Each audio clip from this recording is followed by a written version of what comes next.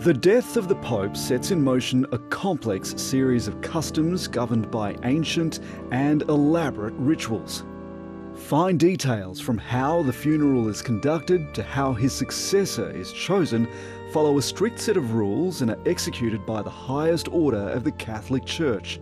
Some traditions date back to the time of Jesus Christ, who is said to have selected the Apostle Peter, a lineage that's since been passed down through every pope. This period breaks down into four main parts: the death of the Pope, the funeral, the conclave, and the inauguration and installation.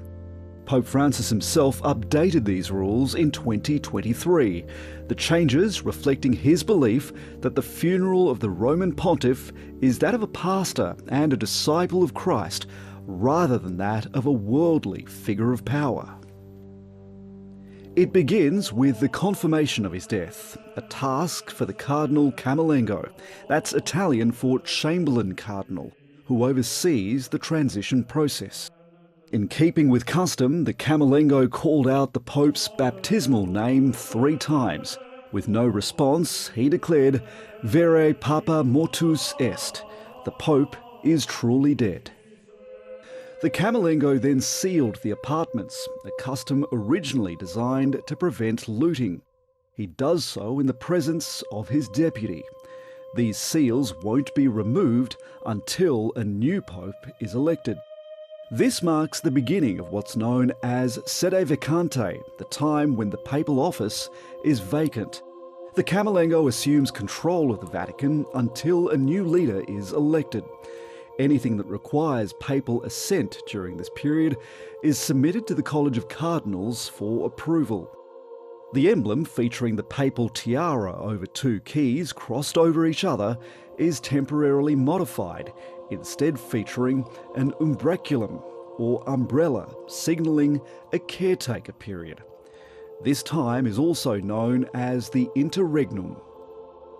It's at this point that the Pope's death certificate is drawn up and the news is shared with church staff and then the world.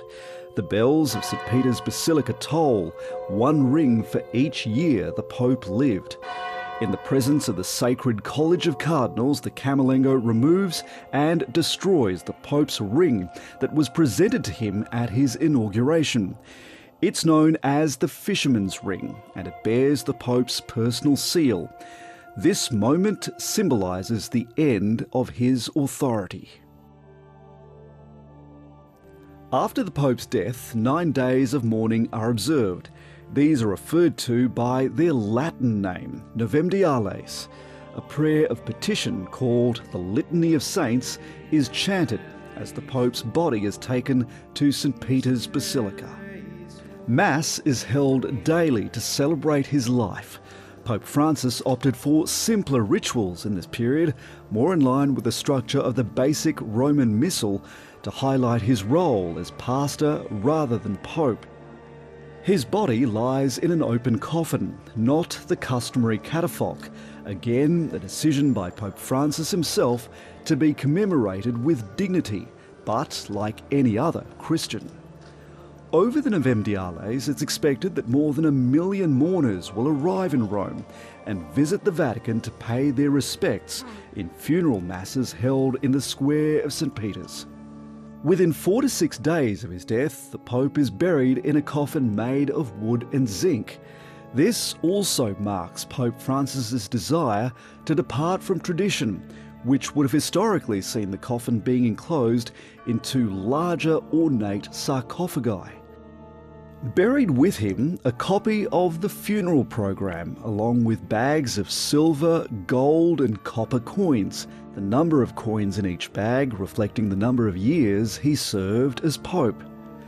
Beneath St. Peter's Basilica is a labyrinth of underground tombs where more than 90 popes have been laid to rest, including the very first pope, Jesus' disciple Peter. Pope Francis, however, has elected the Basilica of St. Mary Maggiore in Rome as the location for his tomb, making him the first pope to be buried there since 1669. Throughout this period, cardinals draped in scarlet red vestments travel to the Vatican from around the world. Each appears wearing a ceremonial cassock or gown, mozzetta or shoulder cape, and biretta, a square hat. Together, these cardinals are the most senior Catholics in each of their countries. It's members of this group whose duty it'll be to vote for the next pope in a formal assembly known as the conclave. This process can begin no sooner than 15 days after the death of the pope. The Sacred College of Cardinals has 255 members, but not all of them are entitled to vote. There are rules guiding the electoral process. No more than 120 cardinals are entitled to cast a vote for the new pope. This group is chosen by seniority and age. Those over the age of 80 become ineligible to participate. The voting rules also stipulate that cardinals should come from all parts of the world and from very different cultures.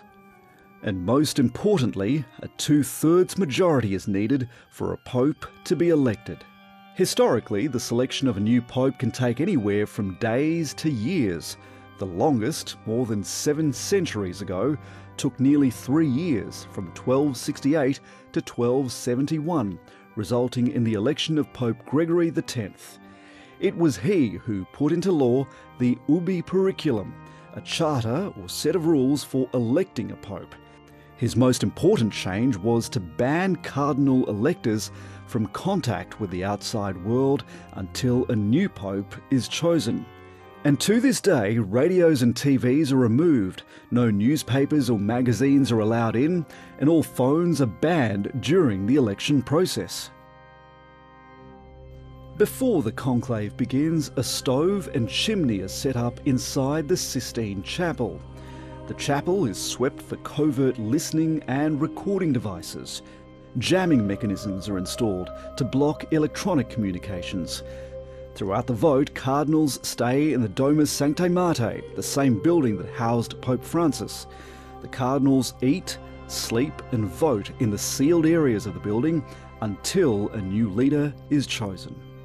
The cardinals are escorted through the Pauline Chapel and then to the Sistine Chapel. The conclave was first held here in 1492, and it's been the permanent location of the conclave since 1878, symbolically beneath Michelangelo's fresco of the Last Judgment. The cardinals swear an oath of secrecy, vowing not to share any details of the vote both during and after the conclave. Accompanying the cardinal electors entering the conclave are a select group of senior Vatican officials, along with 2 doctors and 2 technical experts. The voting then begins. Each elector is handed a rectangular ballot sheet, printed with a Latin phrase translating to "I choose as Supreme Pontifex," and a space to name their nominee. Each vote is secret. Technically, any baptised male can be elected pope, but the last time cardinals reached outside their ranks was in 1378, when they chose Pope Urban VI. The folded ballot paper is placed on a gilded plate and then slid into an urn. On the first day of the conclave, 1 round of voting is held in the afternoon. On each subsequent day, 4 votes will take place, 2 in the morning and 2 in the afternoon. Immediately after each count, the ballots and all related notes are burned. To the world outside, watching keenly, a declaration of the outcome is signalled with a puff of smoke from the flames of the burning ballot papers. The smoke is funnelled up the chimney and out of the roof, giving the crowds assembled in St. Peter's Square a signal of how the voting has gone. If no one has been elected, the smoke appears black. If a new pope has been chosen, the smoke is white. In years past, wet and dry straw were mixed with the ballot papers to produce the black or white smoke. These days, a chemical dye is added to remove any ambiguity about the colour of the smoke. Once a pope has been chosen, the Dean of the Cardinals will formally ask him to accept his election. He will also ask the incoming pope what name he wishes to assume. Traditionally, he would pick a name of a previous pope or a pope he wishes to emulate. The new pope is then taken into a side room to change out of the red vestments of his cardinalship and into the white vestments of the papacy. Within the hour, heavy red drapes over the windows are drawn aside and the balcony doors swing open. The senior cardinal deacon emerges onto the central balcony of St. Peter's to declare, "Habemus Papam," we have a pope. The new pope, wearing pontifical white, then appears on the same balcony. He gives his first blessing as supreme pontiff, ending with the words "Urbi et Orbi," to the city and the world. This declaration concludes the papal conclave, which the Pope usually disbands after addressing the body of cardinals.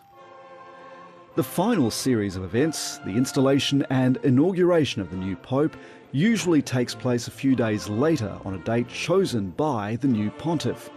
The inauguration is celebrated with Mass at St. Peter's Square. The cardinals bestow the new pope with a pallium, a long woven wool vestment worn around the neck, symbolic of the pope's role as shepherd of his church. He's also presented with a newly cast Ring of the Fisherman, featuring a signet of Peter, a reference to Jesus' charge that his disciple should be a fisher of men. This is the ring customarily kissed by papal guests in devotion to the Church and his authority. The traditions and belief by which one pope is farewelled and another is installed span more than 2,000 years, a rare and captivating cultural practice that binds the world's 1.3 billion Catholics.